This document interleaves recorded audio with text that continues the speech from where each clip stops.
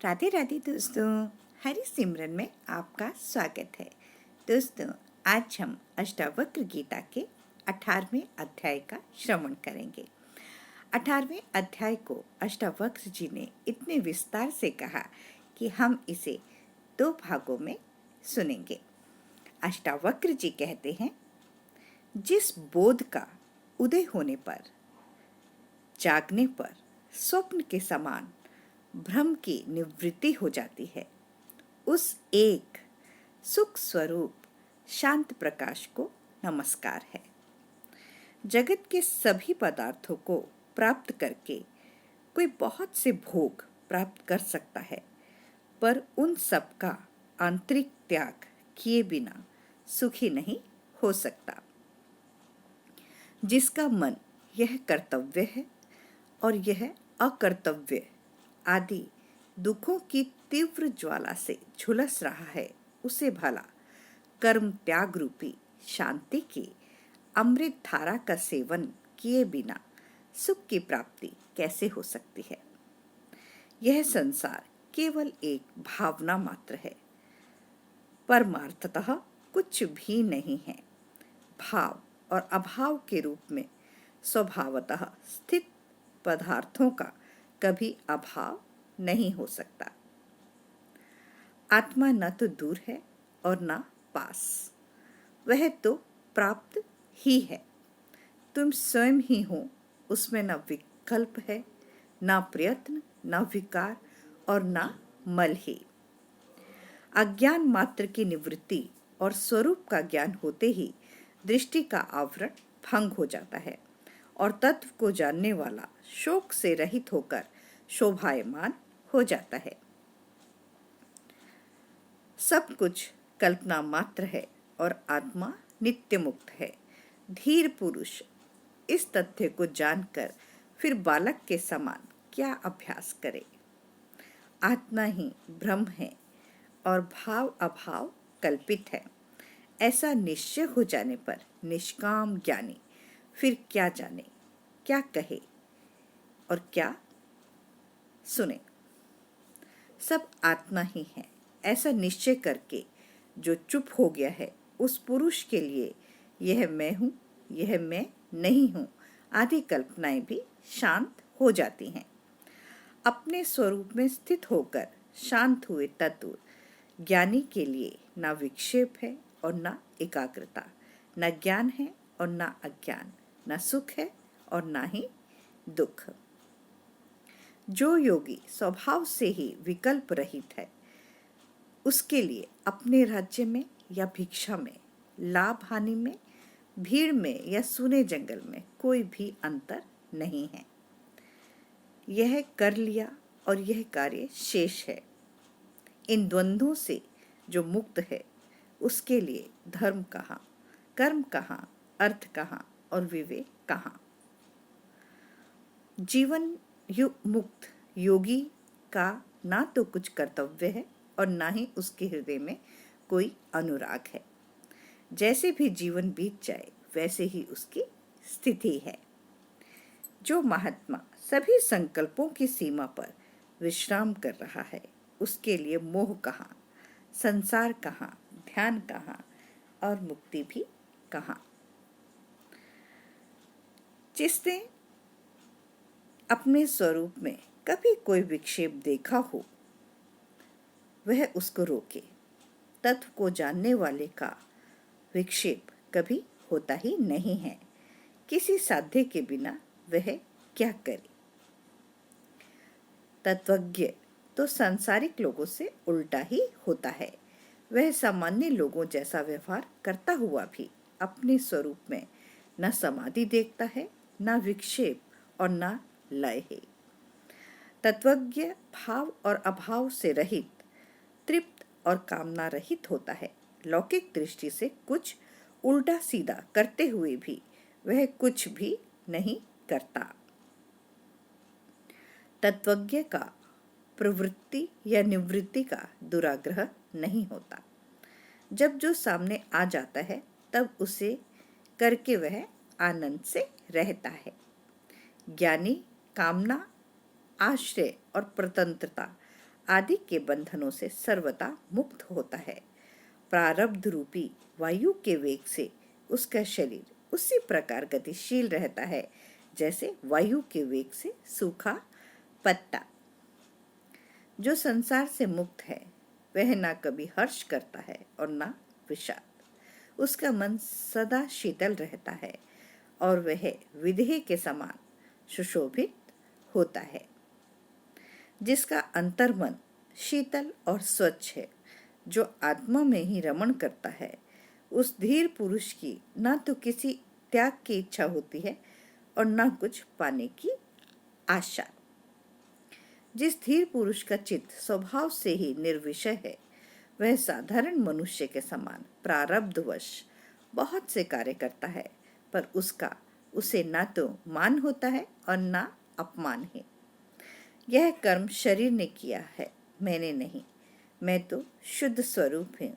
इस प्रकार जिसने निश्चय कर लिया है वह कर्म करता हुआ भी नहीं करता। सुखी और श्रीमान जीवन मुक्त विषयी के समान कार्य करता है, परंतु विषयी नहीं होता है। वह तो सांसारिक कार्य करता हुआ भी शोभा को प्राप्त होता है। जो धीर पुरुष अनेक विचारों से थक कर अपने स्वरूप में विश्राम पा चुका है, वह न कल्पना करता है, न जानता है, न सुनता है और न देखता ही है। ऐसा ज्ञानी समाधि में आग्रह न होने के कारण मुमुक्षु नहीं और विक्षेप न होने के कारण विषय नहीं है।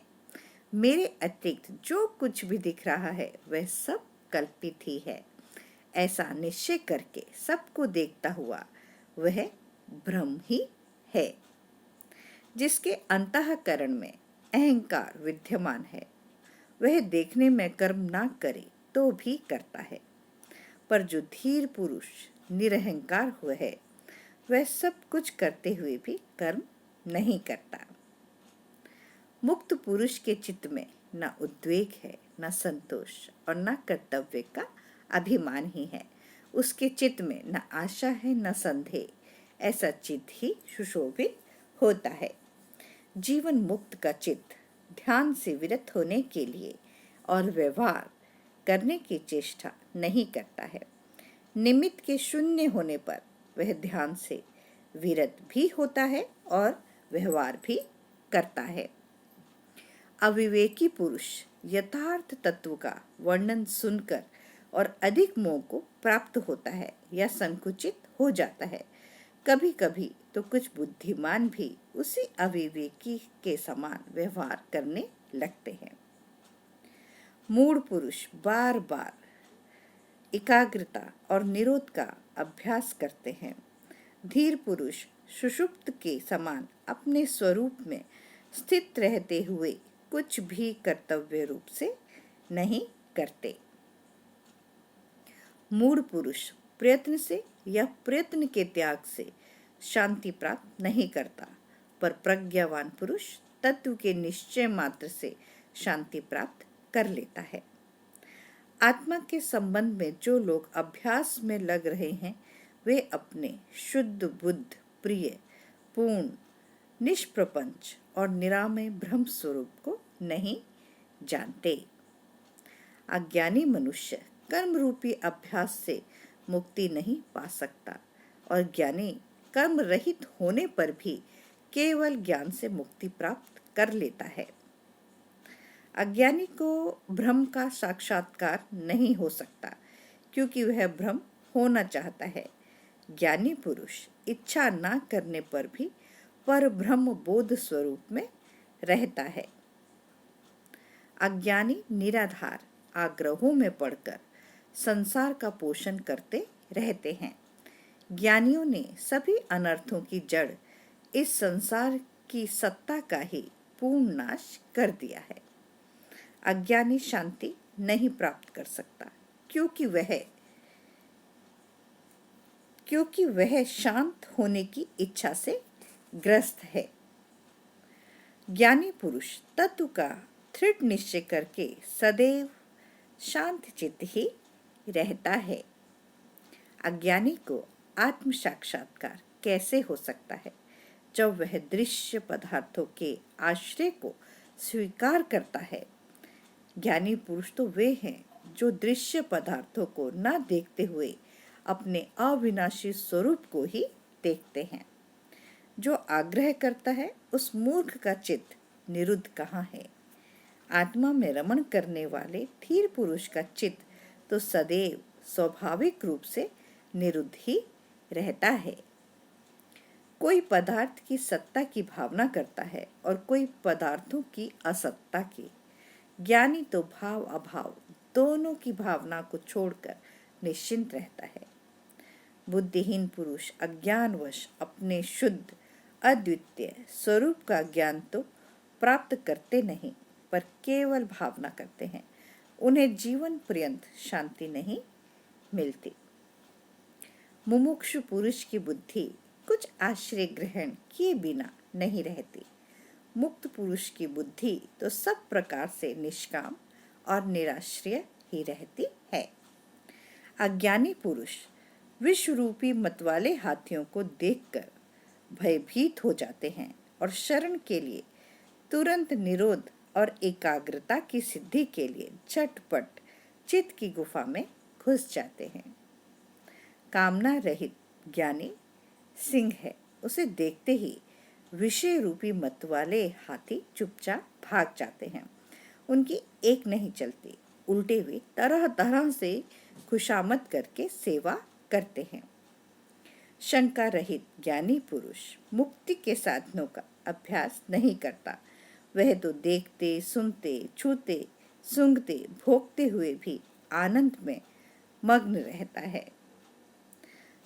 शुद्ध बुद्धि पुरुष वस्तु तत्व के केवल सुनने मात्र से आकुलता रहित हो जाता है। फिर आचार, अनाचार या उदासीनता पर उसकी दृष्टि नहीं जाती।